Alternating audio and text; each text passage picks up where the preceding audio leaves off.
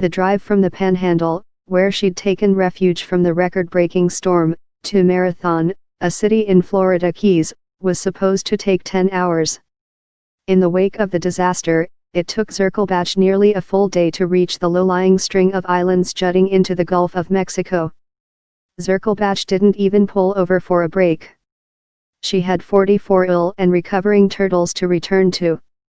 When she arrived, Marathon looked like a war zone. It was very scary, she told HuffPost. Zirkelbach is the manager of the Turtle Hospital in Marathon, the world's first licensed veterinarian hospital dedicated entirely to serving turtles. Since 1986, the nonprofit has been rescuing, rehabilitating and releasing sea turtles, 5 species of which are found along the coast of the Sunshine State, back into their natural habitats. It has 3 turtle ambulances that it dispatches to pick up creatures in distress, and rescues over 100 turtles a year. While the facility has dealt with a number of storms, no two are alike.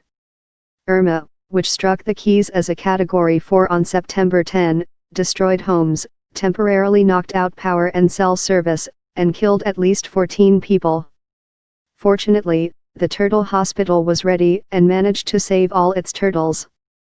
Staffers couldn't anticipate every challenge the storm brought, but part of preparation is learning from past disasters. It's always a concern, Zirkelbach said of hurricanes in the area. There's nothing we can do to prevent them. But we do everything we can to be prepared.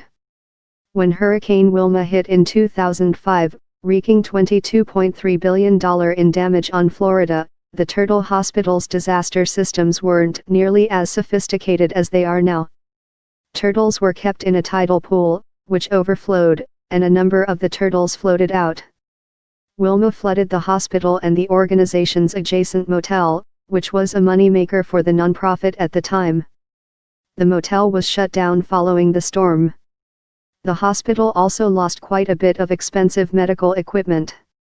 After that, the organization received a grant from petroleum company BP, distributed by the National Fish and Wildlife Foundation. It used those funds to improve its hurricane readiness and purchased 30,000-gallon hurricane tanks.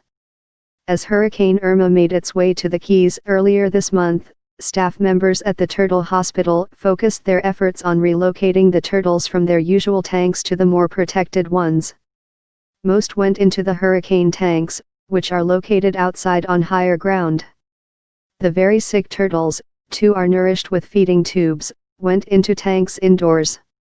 The staff also stocked up on food and medical supplies and ensured that their 2 generators were ready to go.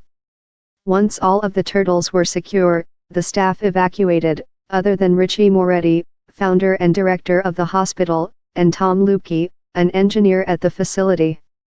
They remained even when authorities ordered everyone in the Florida Keys to leave.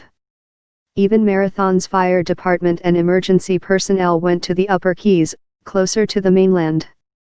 Fortunately for the hospital, its location on the bay side of the island spared it from the intense wreckage other structures suffered.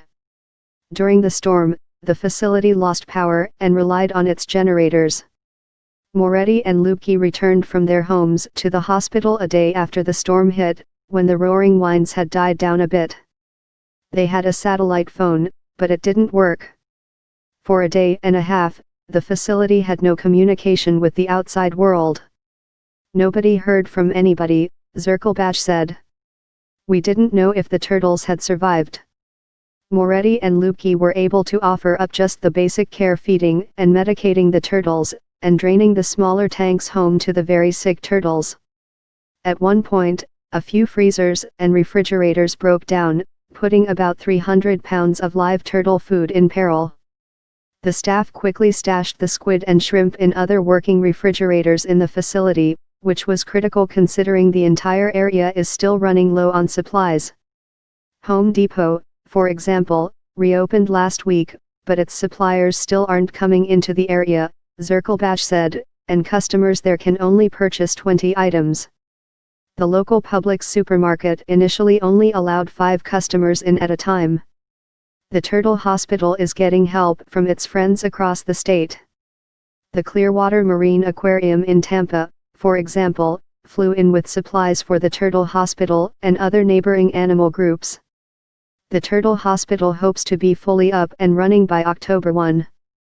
In the meantime, the staff has already resumed rescue and rehabilitation efforts.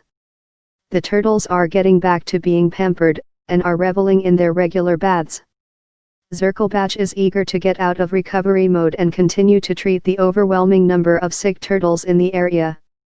Once the hospital reopens, it will also schedule its tours for the public again, as education and raising awareness are a critical component of the nonprofit's work. As for future hurricanes, Zirkelbach feels confident and prepared. "We're still here," Zirkelbach said. "Part of living in paradise is keeping an eye on the storm.